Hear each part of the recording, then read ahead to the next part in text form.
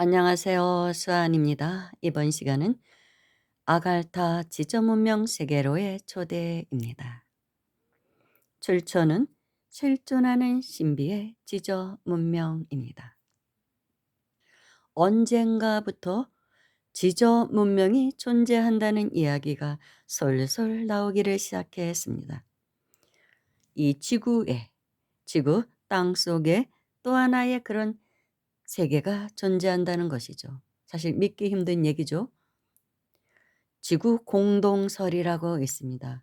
지구 중간이 텅 비었다는 것이죠. 그리고 그곳에는 이 지상 문명이라고 할 수 있는 우리 인류가 지금 살고 있는 지구의 지상 문명과는 비교도 되지 않을 만큼 발달한 그런 초고대 문명이 존재한다는 것입니다.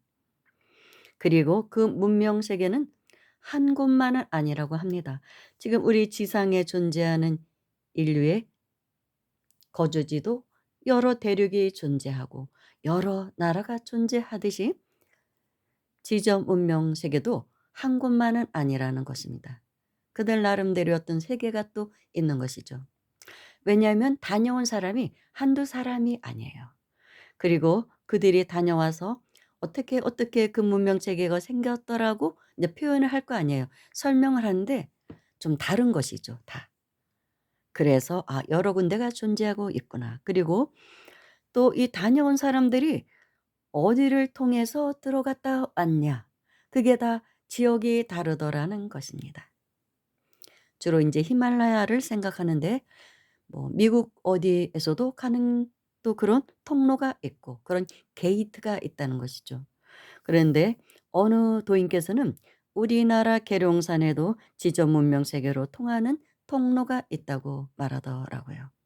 자신이 아스트랄계에 들어가서 봤다는 것입니다.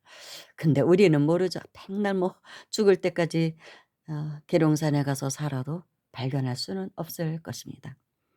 그만큼 영적 레벨이 아주 높은 사람만이 그곳을 갔다 올 수 있고 아주 순수한 사람만이 초대받아 갈 수 있는 것입니다.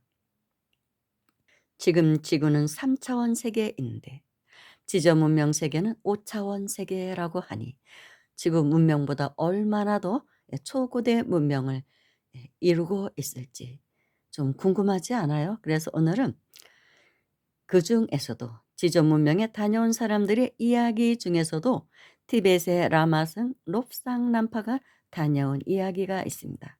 그 이야기의 소개입니다. 전생에는 티베딘 나마승이었던 롭상 람파는 1910년에 태어나서 1981년에 돌아가신 걸로 나와 있습니다. 이분은 중국에 있는 의대로 유학을 왔다가 중일 전쟁이 발발하게 되자 부상당한 중국군 병사들을 간호하는 시의를 담당하다 일본군에게 포로로 사로잡혀 일본 본국의 히로시마로 송환되고 그곳에서 여러 차례 고초를 겪게 됩니다. 그러다가 1945년 8월 히로시마에 원폭이 투하되자 대혼란을 틈타 수용소를 탈출하게 됩니다. 배를 타고 소련 연해주로 건너가나 간첩으로 오인받아 모진 고문을 당하여 목숨을 잃게 됩니다. 육신을 잃은 그의 영혼은 정처 없이 떠돌아다니다가 40대 초반의 영국인 시릴 호스킨의 몸속으로 들어가 그의 육신을 빌려서 다시 환생했다고 합니다. 참 믿거나 말거나 한 이야기죠. 그 후로 제3의 눈 외에 나는 티벳의 라마승이었다라는 저작을 남깁니다. 그 이후 실제로 그의 전생의 신분을 밝혀주는 서류가 티벳에서 발견되었고 결국 그가 자신의 저서들에서 언급한 전생의 일대의 기미, 종교적, 의학적, 초자연적인 현상과 관련된 용어들 외에 특정 정보들도 모두 사실로서 증명이 되었다고 합니다. 아주 신비한 인물이죠.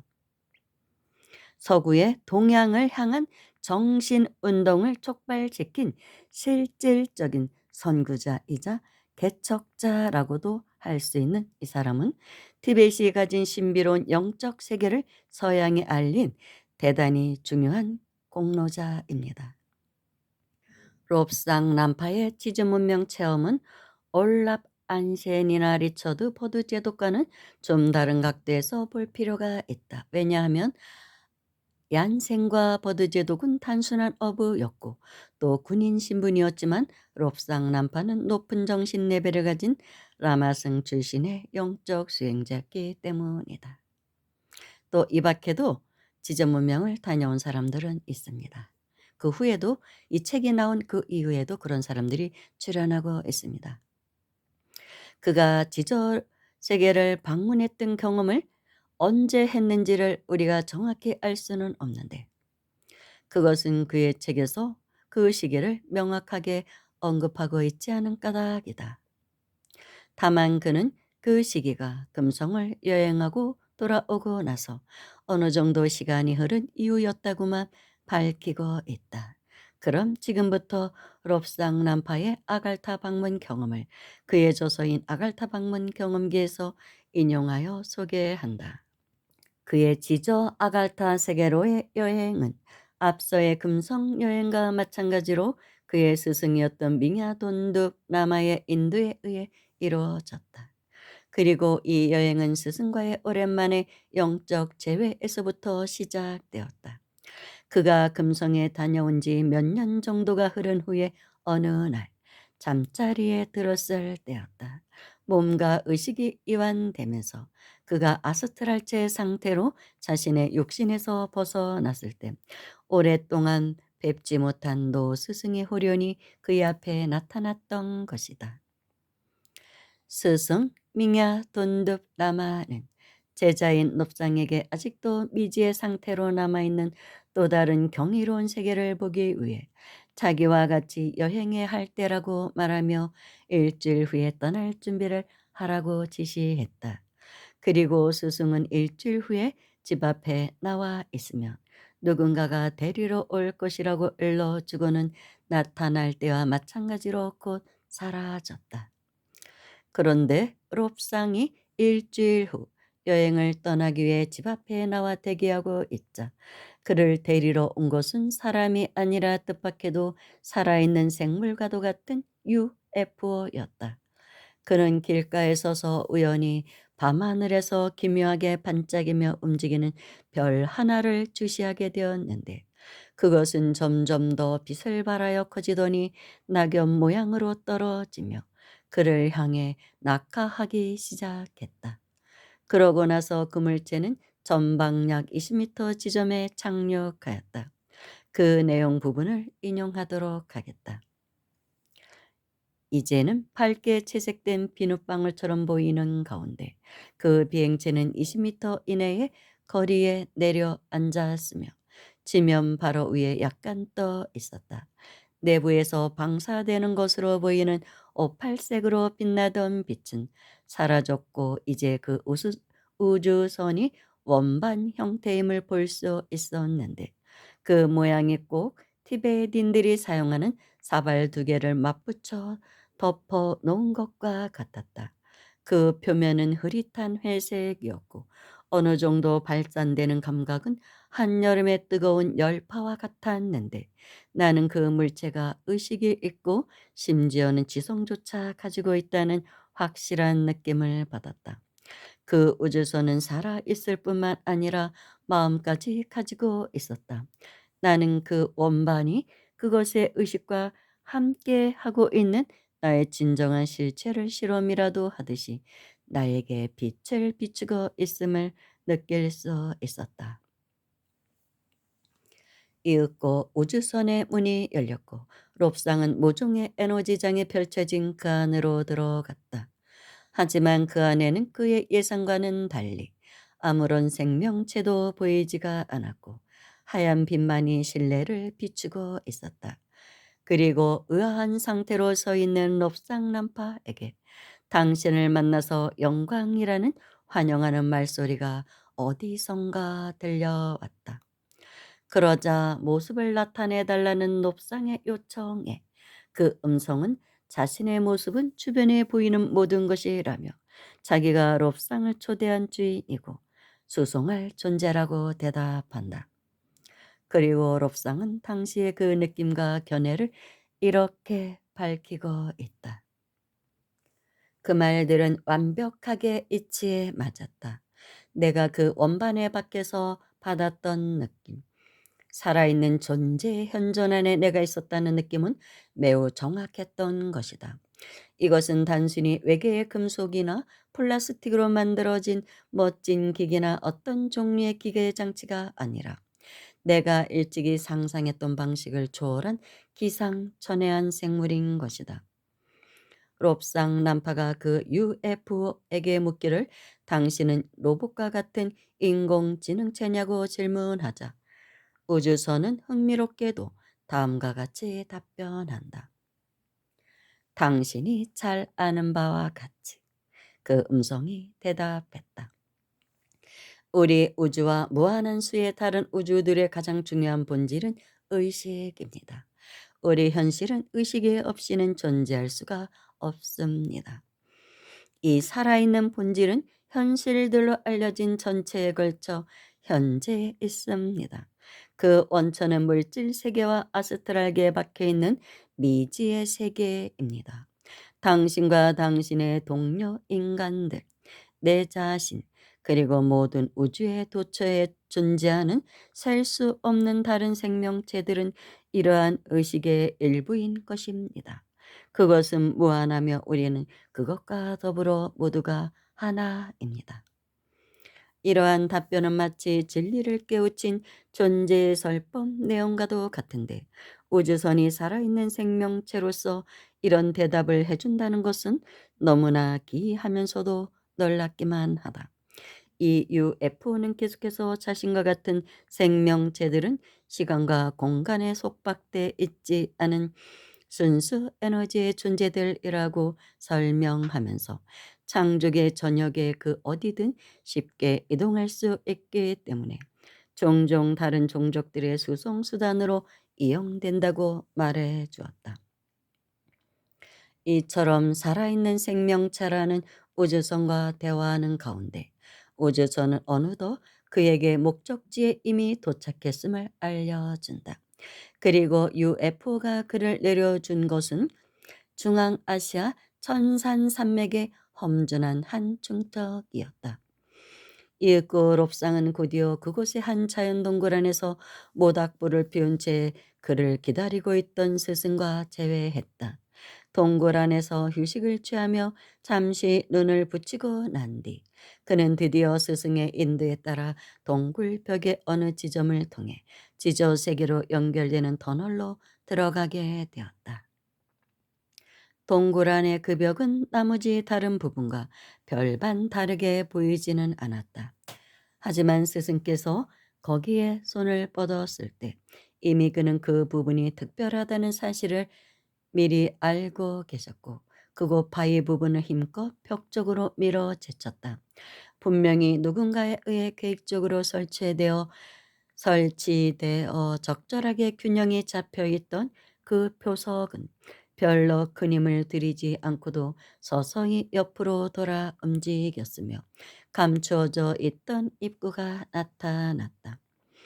따라오라는 몸짓을 하면서 나의 인도자는 그 바위 입구로 먼저 발을 들여 놓았고 비밀의 통로 속으로 들어갔다.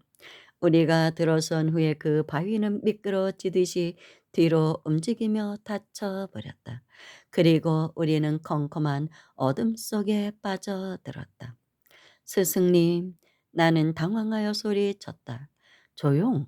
어둠 속에서 단호한 음성이 들려왔다. 성급히 굴지 말게.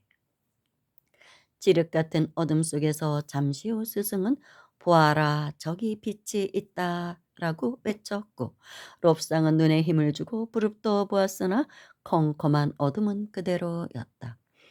하지만 그는 어렴풋이 점차 이상한 빛에 의해 물체가 식별되기 시작했다는 것을 깨달았다. 그 빛은 신비로운 색채의 아름다운 빛이었는데 넋을 잃을 수도 있는 한여름날의 너무나 파란 하늘을 연상시켰다고 한다.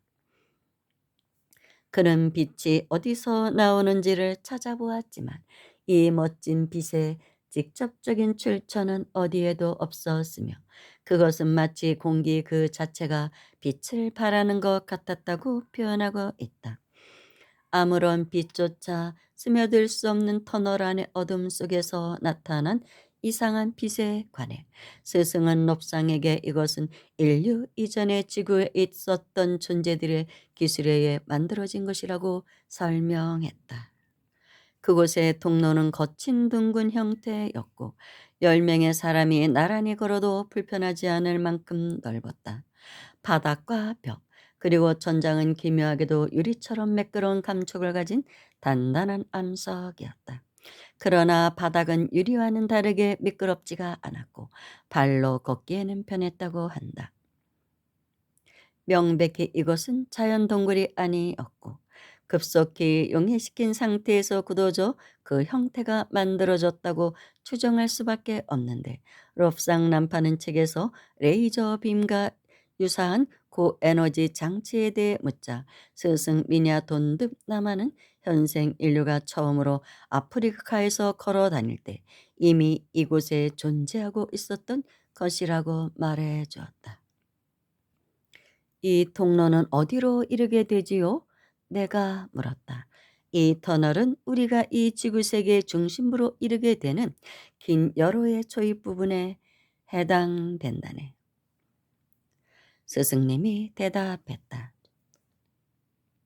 우리는 이 행성의 중심에 있는 숨겨진 비밀의 땅을 볼 수 있도록 특별한 허락을 받았다.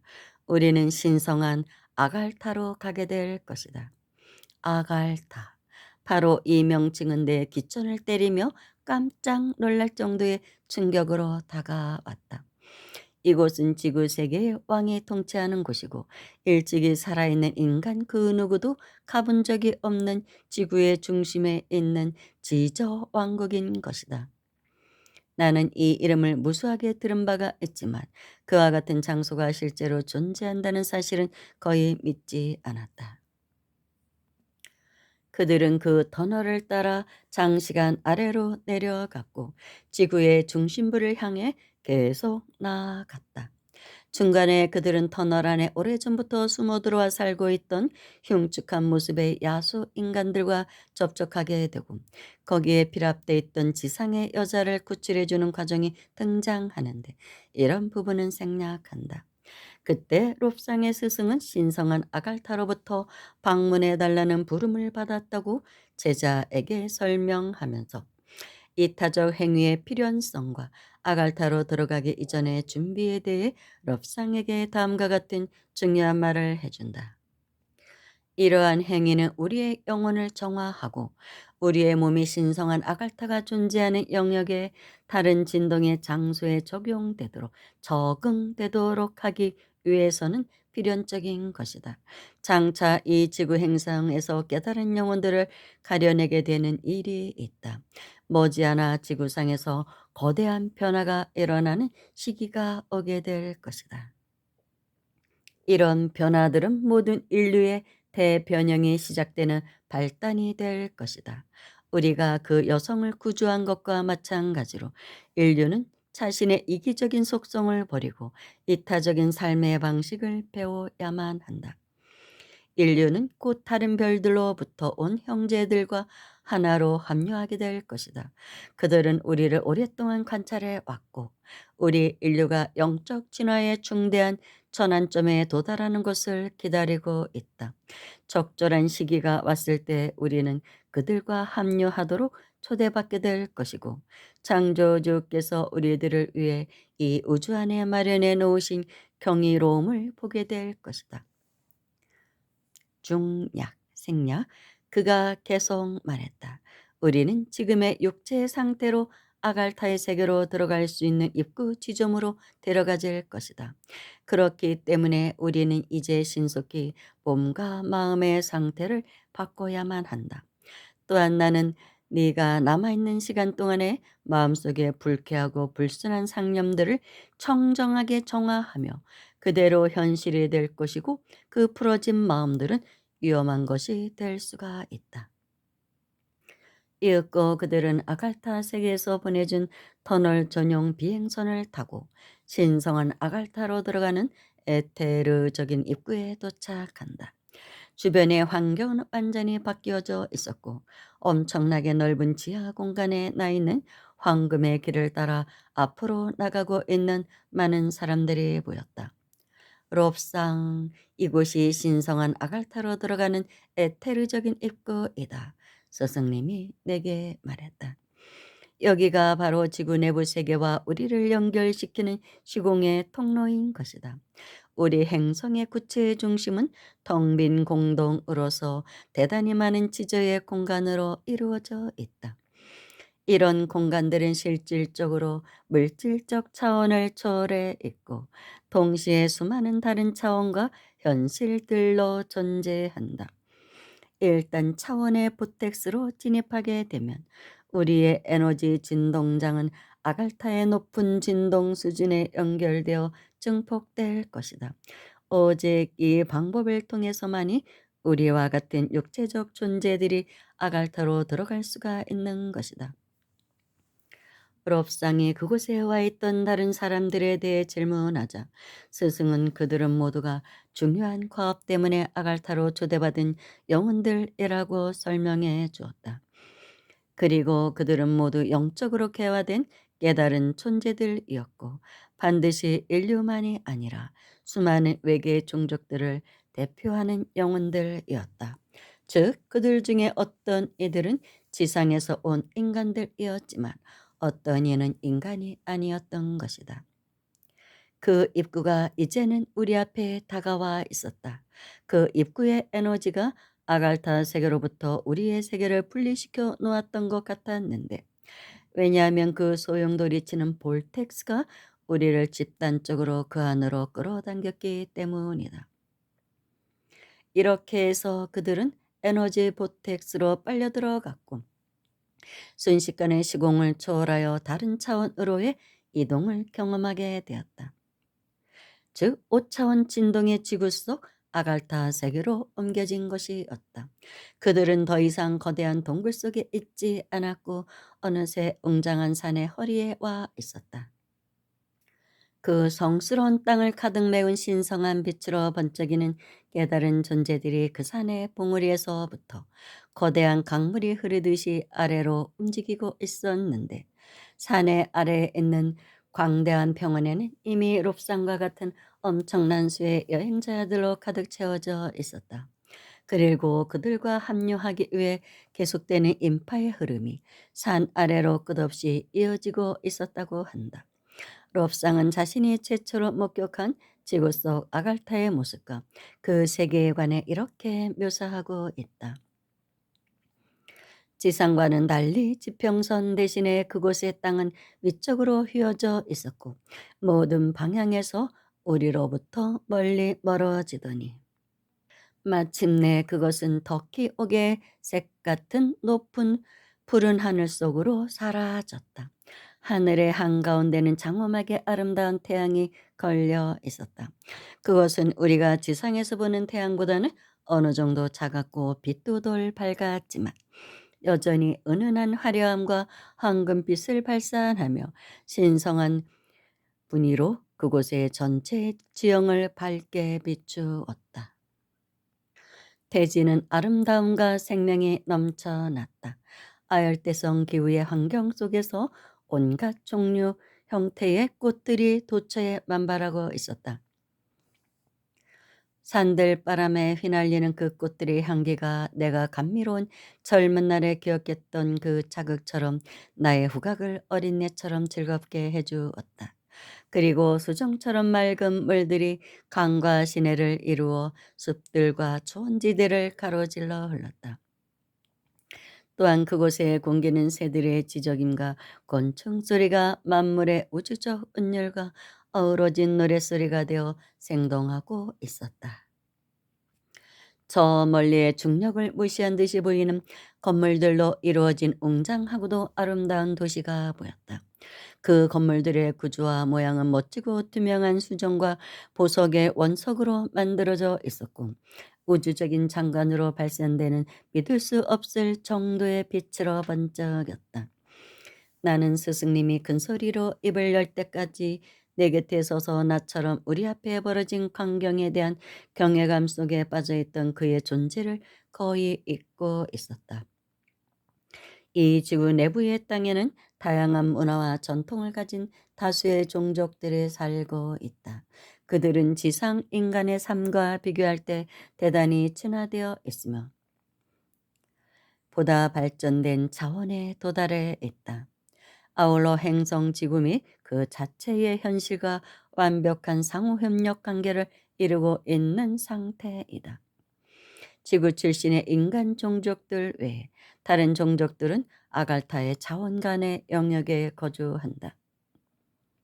이곳에는 우리 우주의 수많은 다양한 장소들로부터 온 외계 주민들의 거대한 거류지가 존재한다. 이런 집단들은 또한 다른 차원의 무리들과 서로 관계를 맺고 있다. 아갈타 세계의 수도는 샴발라라는 에테르 도시이다. 이 도시는 이 지구 내부 문명의 가장 높은 표현이자 정수이고 아스트랄 주파수로 진동한다. 거기서 지구의 진화에 관한 창의적 아이디어와 아스트랄 차원의 프로그램이 고안되고 마련된다. 샴발라 안에는 우주의 가장 높은 주파수로 진동하는 비범한 존재들이 살고 있다. 그들은 영적으로 자유로운 존재들인데 삶과 운명에 통달한 달인들이다. 그들은 아름답게 예술로 장식된 화려하고 빛나는 의복을 입고 있는데 그것은 금과 다채로운 아라비아풍의 무늬로 자수가 놓아져 있다.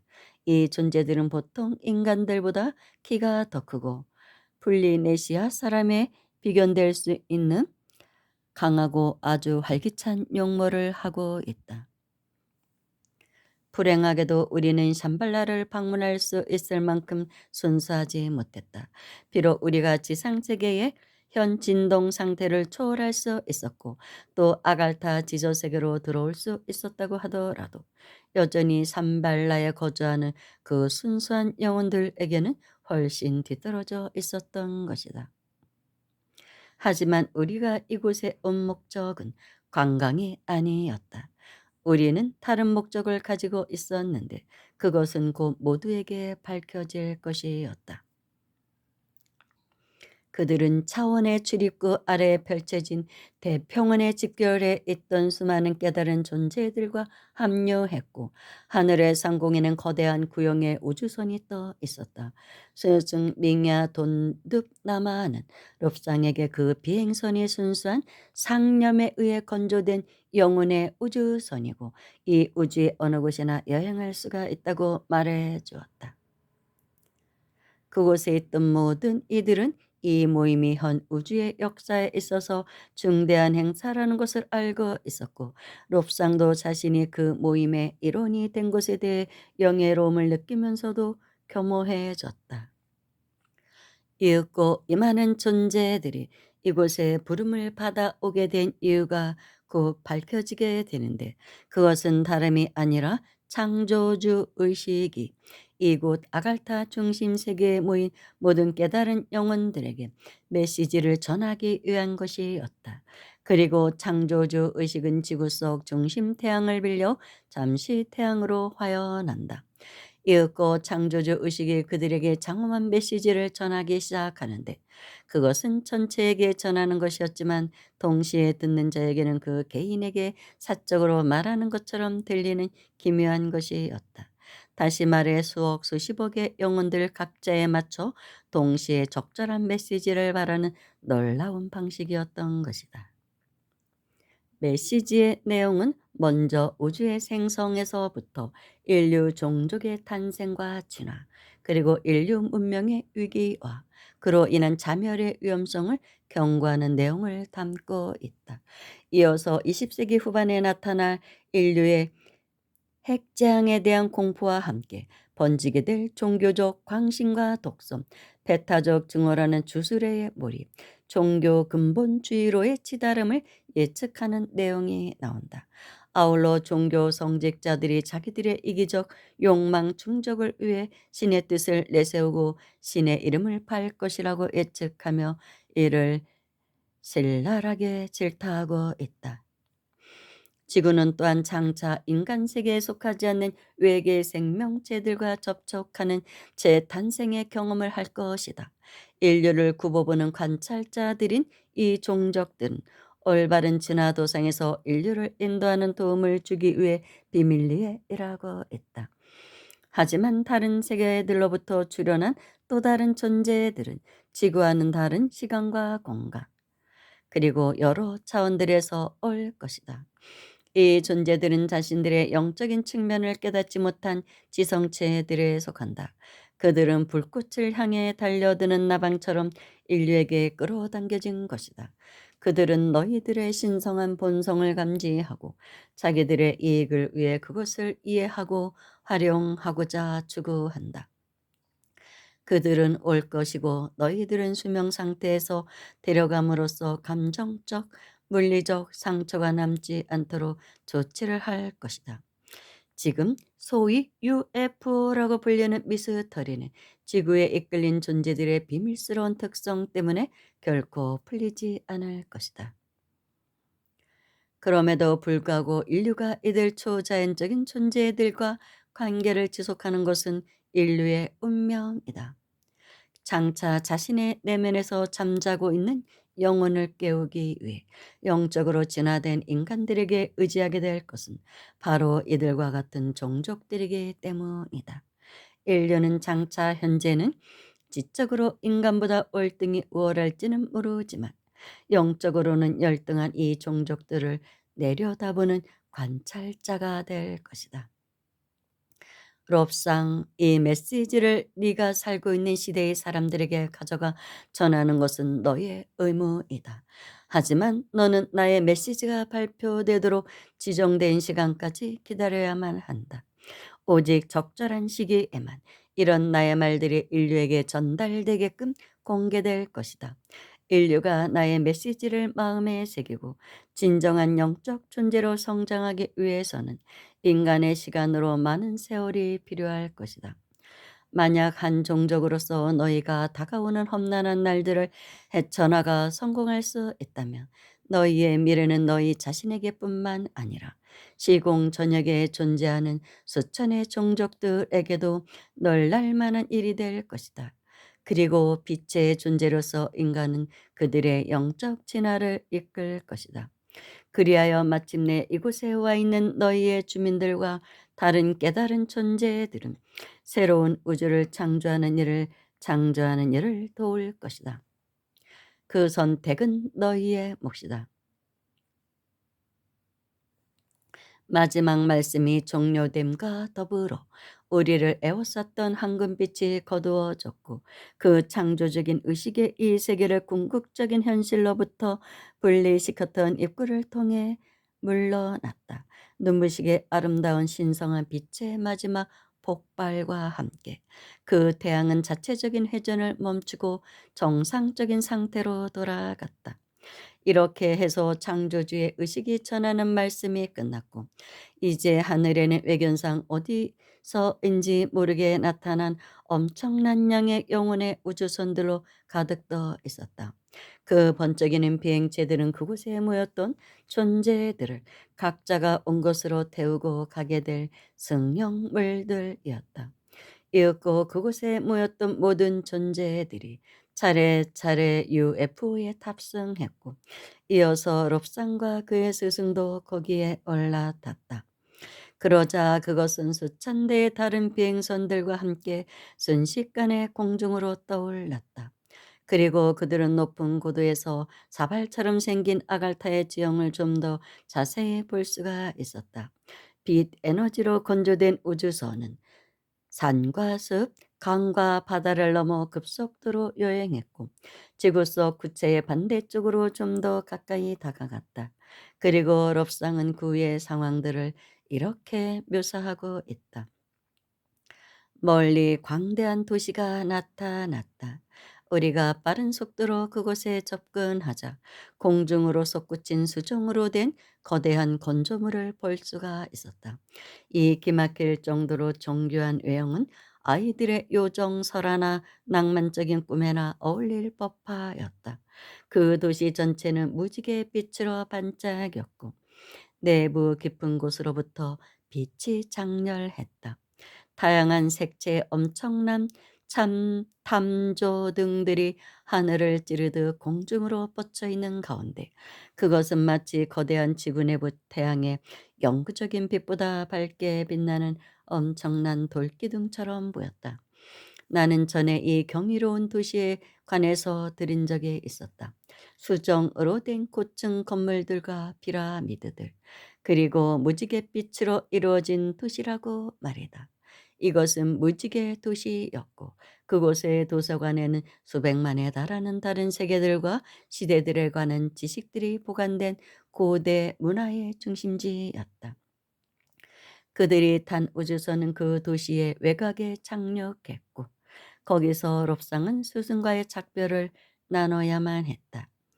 왜냐하면 그의 스승은 아갈타의 그 도시에 남아 그곳에 있는 위대한 대사들과 함께 좀 더 공부를 해야 할 일정이 있기 때문이었다.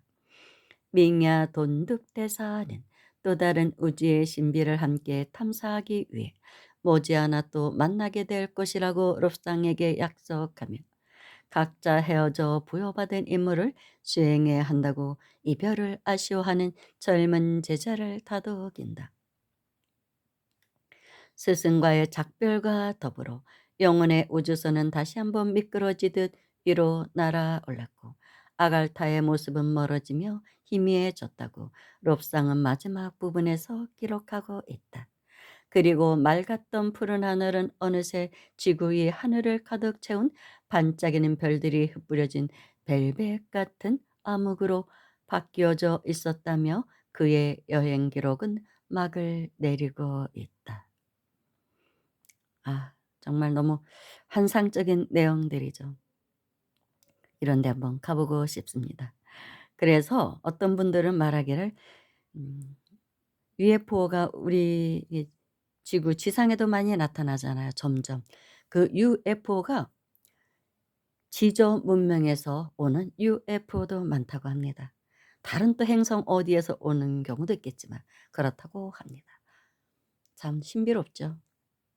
저는 이런 내용이 좋습니다. 밤에 잘 때 틀어 놓고 들으면서 다른 차원 세계를 저는 꿈속에서 꾸기도 하고 이런 내용을 듣고 이렇게 잠을 잡니다. 틀어 놓고 그러다 보면 또 꿈도 꾸고. 그렇습니다. 그러다 보면 어떤 현실적인 어떤 고통들 그런 거에서 점점 멀어져 가요. 그러니까 이상 세계를 추구하게 되는 것이죠. 감사합니다.